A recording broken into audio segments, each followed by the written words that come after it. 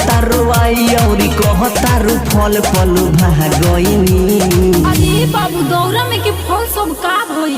हो तो हम का जानता नहीं भौजी, हम ही खइले बनी का, हमरे से पूछे तारू का भइल। तो के खा गई सारा फल? तो हम का जानता नहीं, जे तो सारा लेके घूमत रस, जा पूछो। रोवे रनी रोवे खइले बनी। हो हो तू हमरा के झूठे लगाओ तारू खाली रंगिया के बेरे भइले हमारा में देरी तले सारा परेशानी तू खा गइल।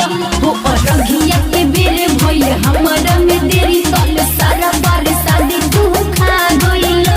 अच्छा देख लू हो। Patel recording studio Jaipur.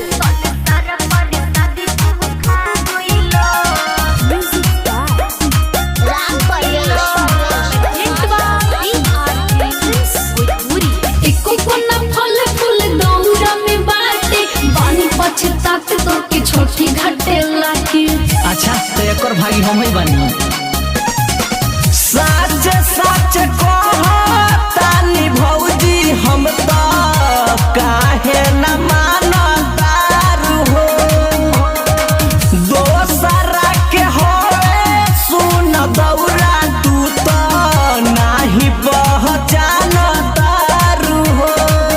जल्दी कर तू सोरे सब मुँह दिन फिर काहे कहतारू रौराई का कोनी। अरे भौजी तू तो सब हमारी इज्जत बर्बाद कर देलू हो, काहे हाला करतो चुप। कहतन कि हम हाला करतन, अभी हले न करतन, अब बाकी बचे रहो कि पिटनी ना। हम तो रोवे लागम होबे, खाली झूठ बोलतन तो फलवा सब भूत खा गइल हो। रंगिया के बेरे भइले हमारा में देरी तले सारा परेशानी तू खा गइल। हो रंगिया के बेरे भइले हमारा में देरी तले सारा परेशानी तू खा गइल। हो तो देखो केने खइले बनी।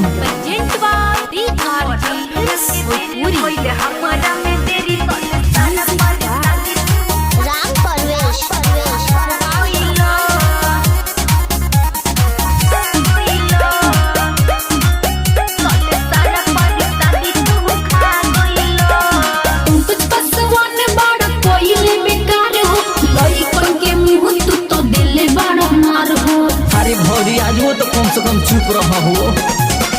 गलती न हो भौजी कोइले बानी, झूठे फसावतारू हो। सीधा साधा हो रे अनिलवा तू तो चोरी बनावतारू हो। तू तो बाड़ू वाला बत मोर लेतारू इज्जत अब कहा करी दादा कुछ बुझाते नहीं खे।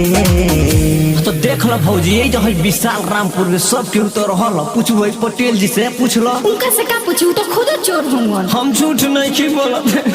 हाँ हम तो सब वही तरह से देखते बनी, खाली रहुआ झूठ पर झूठ बोलता है। रंगिया के बेरे भइले हमारा में देरी तले सारा परेशानी तू खा गइल। हो रंगिया के बेरे भइले हमारा में देरी चोरा के परेशानी सब खा गइल। का करिए दादा? अरे ये भौजी तहार परब कोल तो सफल हो गइल हो, छठी मैया का ता ठीक हुआ पूरी खा गइल, झूठू कर हमरा के लगा उतरलू हो। Patel recording studio Jaipur.